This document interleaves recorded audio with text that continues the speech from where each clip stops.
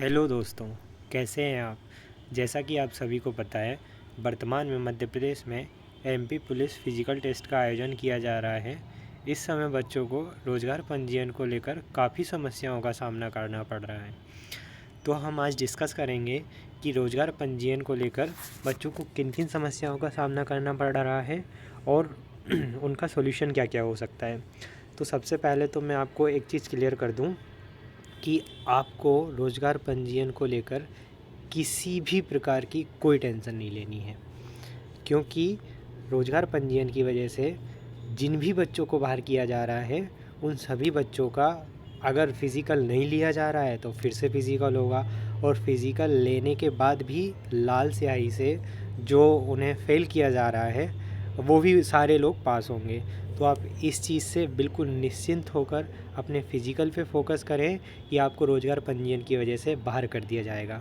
तो हम सबसे पहले उन सवालों के बारे में डिस्कस करते हैं कि बच्चों के रोज़गार पंजीयन को लेकर क्या क्या सवाल हो सकते हैं। जैसे कि हम सबसे पहला सवाल अगर डिस्कस करें कि सबसे पहला क्या हो सकता है कि वे बच्चे जिन्होंने फॉर्म डाला था उस समय उनका कोई भी रोज़गार पंजीयन नहीं था, उनके पास किसी भी प्रकार का कोई पंजीयन नहीं था। क्योंकि आप सभी को पता है जब फॉर्म डाले गए थे एमपी पुलिस 2023 के, तो उस समय फॉर्म डालते समय बस ये भरवाया जा रहा था कि आप मध्य प्रदेश के मूल निवासी है या नहीं, आपके पास जीवित रोज़गार पंजीयन है या नहीं। लेकिन कुछ बच्चों ने उस समय हाँ टिक कर दिया था, क्योंकि उस समय नंबर तो मांगा नहीं जा रहा था। इस वजह से बच्चे भी इतने सीरियस नहीं थे और उन्होंने अपने रोज़गार पंजीयन पे ध्यान नहीं दिया, क्योंकि उसका नंबर नहीं मांगा जा रहा था। तो इस वजह से उन लोगों ने ना तो रिन्यू करवाया, ना नया बनवाने की कोशिश की। ठीक है, एक प्रकार के बच्चे तो ये हो गए जिनके पास फॉर्म भरते समय रोज़गार पंजीयन नहीं था। दूसरे बच्चे वो हैं जिनके पास फॉर्म भरते समय रोज़गार पंजीयन जीवित था, लेकिन उनका जैसे फॉर्म भराए थे जून जुलाई में, मई जून में शायद, उसके बाद 2-3 महीने बाद उनका एक्सपायर हो गया। लेकिन एक्सपायर होने के बाद भी 3 महीने का समय होता है हमारे पास रिन्यू करवाने के लिए। लेकिन किसी कारणवश बच्चे अपनी तैयारी की वजह से या फिर किसी भी वजह से बच्चे रिन्यू करवाना भूल जाते हैं और उसकी डेट निकल जाती है। तो दूसरे प्रकार के बच्चे हमारे पास वो हैं जिनके पास फॉर्म भरते समय रोज़गार पंजीयन जीवित था, परंतु फिर बाद में वो एक्सपायर हो गया, वो रिन्यू नहीं करवा पाए, तो फिर मजबूरी बस उन लोगों को अपना रोज़गार पंजीयन नया करवाना पड़ा। तो दूसरे प्रकार के बच्चे वो हैं जिनके पास अभी नया रोज़गार पंजीयन है, लेकिन जब उन्होंने फॉर्म भरा था तब उनके पास दूसरा रोज़गार पंजीयन था।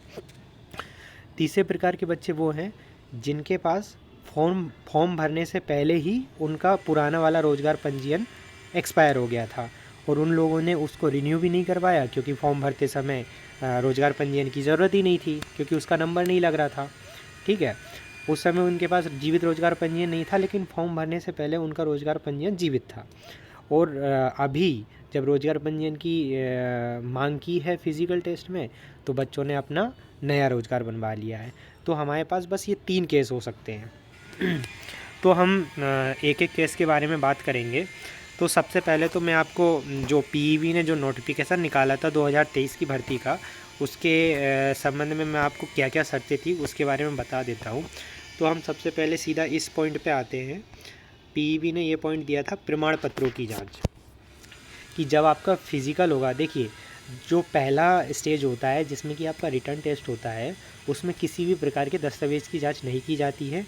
उसमें नोटिफिकेशन में और फॉर्म में क्लियर लिखा होता है कि कैंडिडेट की स्वयं जिम्मेदारी होगी यदि वो गलत प्रमाण पत्र प्रस्तुत करता है, और प्रमाण पत्रों की जांच प्रथम दृष्टया सेकंड स्टेज में की जाएगी, यानी कि फिजिकल टेस्ट के दौरान की जाएगी। उसके बाद फाइनल जो प्रमाण पत्रों की जो जांच होती है वो डॉक्यूमेंट वेरिफिकेशन के टाइम पे जब मेरिट बन जाती है उसके बाद होती है।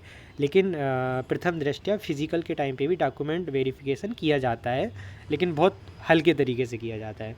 तो हम ये देखते हैं कि उन लोगों ने किन किन दस्तावेज़ों की मांग की थी। सबसे पहले तो जन्म तिथि के लिए आपके पास हाई स्कूल या हायर सेकेंडरी की मार्कशीट होनी चाहिए। ठीक है, उसके बाद न्यूनतम शैक्षणिक योग्यता जो कि फॉर्म में मांगी गई थी वो होनी चाहिए बच्चों के पास। और तीसरा, जो भी कैटेगरी से आते हैं, अनुसूचित जाति, जनजाति, अन्य पिछड़ा वर्ग या आर्थिक रूप से कमज़ोर, उन सभी को अपना अपना प्रमाण पत्र प्रस्तुत करना होगा, ठीक है। और उसके बाद अन्य शर्तें हैं जैसे कि स्वयंसेवी, नगर सैनिक, भूतपूर्व सैनिक, ये सभी आप देख लीजिए। उसके बाद हम सीधा उस पॉइंट पे आते हैं जिस पॉइंट की वजह से बच्चों को वर्तमान में बाहर किया जा रहा है, ठीक है। तो इन लोगों ने ये टॉप पॉइंट में साफ साफ लिखा हुआ है कि मध्य प्रदेश का जीवित रोजगार पंजीयन, ना तो इन लोगों ने ये लिखा है कि फॉर्म भरने की लास्ट डेट के पहले का होना चाहिए, या फिर ये लिखा है कि फॉर्म भरते टाइम आपका जीवित रोजगार पंजीयन होना चाहिए। तो उन्होंने इस पॉइंट में कोई क्लियर नहीं किया, उसमें क्लियर ये लिखा हुआ है मध्य प्रदेश का जीवित रोजगार पंजीयन। मतलब जब आपके प्रमाण पत्रों की जब जांच होगी, यानी कि फिजिकल टेस्ट के दौरान जब आपके प्रमाण पत्रों की जांच की जाएगी, उस समय आपका रोजगार पंजीयन जीवित होना चाहिए।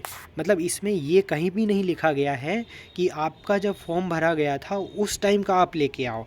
इन्होंने साफ साफ इस पॉइंट में आप देख पा रहे हैं कि मध्य प्रदेश का जीवित रोजगार पंजीयन, मतलब जब आपके प्रमाण पत्रों की जांच की जाएगी, और प्रमाण पत्रों की जांच आयोग ने खुद लिखा है कि सेकंड स्टेज में की जाएगी। और सेकंड स्टेज इसमें कौन सा होता है? Physical test. मतलब कि आपके जो अभी वर्तमान में फिजिकल चल रहे हैं उस समय आपका जीवित रोजगार पंजीयन होना चाहिए। मतलब जिस डेट को आपका फिजिकल है ना, उससे पहले की डेट का, मतलब उसके एक दिन पहले तक का आपके पास रोजगार पंजीयन अगर जीवित है तो आपको कोई भी डिस्क्वालीफाई नहीं कर सकता इस प्रमाण पत्र की वजह से। और हाल ही में जेल प्रहरी को लेकर एक अपने हाई कोर्ट का डिसीजन है कि जो रोजगार पंजीयन है वो कोई आवश्यक दस्तावेज नहीं है, क्योंकि किसी भी एग्ज़ाम में केवल और केवल न्यूनतम शैक्षणिक योग्यता के आपके पास सारे दस्तावेज होने चाहिए। उसके अलावा कोई भी ऐसा दस्तावेज नहीं है जिसकी वजह से आपको डिस्क्वालीफाई किया जा सके। तो छात्रों, आप सभी बिल्कुल भी इस बात से निश्चिंत रहें कि आपको इस वजह से बाहर कर दिया जाएगा। तो यदि आपका पुराना आपके पास हो या ना हो, आप निश्चिंत रहें। अगर आपके पास लालशाही से लिख के भी दिया जा रहा है तो आप वकील से संपर्क करें, इसके बारे में कोर्ट में केस करें। आप डेफिनेटली आप अपना केस जीतेंगे। और आप इस चीज़ से निश्चिंत होकर अपनी फ़िज़िकल की तैयारी करें, क्योंकि आयोग ने खुद, देखिए होता ही है कि जब कोर्ट में केस जाता है तो वहाँ जो एडवर्टीज़मेंट जब जारी किया जाता है तो उसमें जो जो शर्तें होती हैं उसके आधार पे कोर्ट में दलीलें दी जाती हैं। तो आप खुद देख पा रहे हैं कि आयोग का जो नोटिफिकेशन था उसमें प्रमाण पत्रों की जाँच में इस वाले पॉइंट में साफ साफ आयोग ने लिख के दिया है, मध्य प्रदेश का जीवित रोजगार पंजीयन होना चाहिए जब आपका प्रमाण पत्रों की जांच की जाएगी। और प्रमाण पत्रों की जांच अभी फिजिकल टेस्ट के दौरान हो रही है, तो यहाँ पे कहीं भी नहीं लिखा गया है। तो जो अधिकारी लोग बच्चों को बाहर कर रहे हैं इस वजह से, मैंने तो सुना है कुछ सेंटर्स में अधिकारी लोग ये भी बोल रहे हैं कि आप पुराने से पुराना, जब से आपने पहला करवाया था, भले ही वो 2018 में करवाया हो, तब का लेके आइए। तो अब ये उन लोगों की गलत डिमांड है, शायद वो लोग नहीं समझ पा रहे हैं या फिर उनको गलत जानकारी है। मैं उनके ऊपर कोई टिप्पणी नहीं करूँगा, लेकिन बस मैं आपको इतना कहना चाहूँगा, आप इस चीज़ से निश्चिंत रहिए। आपके पास भले ही पुराना रोजगार पंजीयन ना हो, जिस टाइम पे आपने फॉर्म डाला है उस टाइम पे जीवित ना हो, लेकिन आपका वर्तमान में अगर रोजगार पंजीयन जीवित है तो फिर आपको कोई भी डरने की ज़रूरत नहीं है। और मैंने कुछ बच्चों से सुना है कि कुछ बच्चे ये गलती करने की कोशिश कर रहे हैं कि वो जो अपना पुराना रोजगार पंजीयन है जो कि एक्सपायर हो गया है उसे एडिट करके ले जाने की कोशिश कर रहे हैं। तो कृपया मैं उन बच्चों को यही सलाह दूंगा कि ऐसी गलती ना करें, क्योंकि इससे आप लोग फ्रॉड के केस में फंसोगे, आपके ऊपर केस होगा, आप भविष्य में जितनी भी गवर्नमेंट वैकेंसी है सबसे बाहर कर दिए जाओगे, आप जेल भी जा सकते हो। तो आप ऐसी गलती ना करें। आप बस लीगल तौर से जिस दिन आपका फिजिकल हो उससे पहले की डेट का आपके पास रोजगार पंजीयन होना चाहिए। आपको कोई भी बाहर नहीं करेगा, आप निश्चिंत रहिए और अच्छे से अपने फिजिकल पे फोकस करिए। बाकी सारे दस्तावेज़ों पे जो ध्यान दीजिए, जो जो भी आयोग ने मांगे हैं उन सभी को आप कंप्लीट करिए। बाकी रोजगार पंजीयन को लेकर आपको किसी भी बात के डरने की ज़रूरत नहीं है। बस आप सभी को जिनका फिज़िकल हो गया है उनको भी बहुत बहुत बधाई हो, और जिनका फ़िज़िकल आगे भविष्य में होने वाला है, आगे आने वाली तारीख में, उन सभी को बेस्ट ऑफ लक। आप सभी अच्छे से तैयारी करें और बहुत जल्दी सभी लोग वर्दी में अपना अपना कमेंट करें। धन्यवाद। ज़्यादा से ज़्यादा लोगों को शेयर करें और अपने साथियों को जानकारी दें कि रोज़गार पंजीयन को लेकर डरने की ज़रूरत नहीं है। बहुत बहुत धन्यवाद।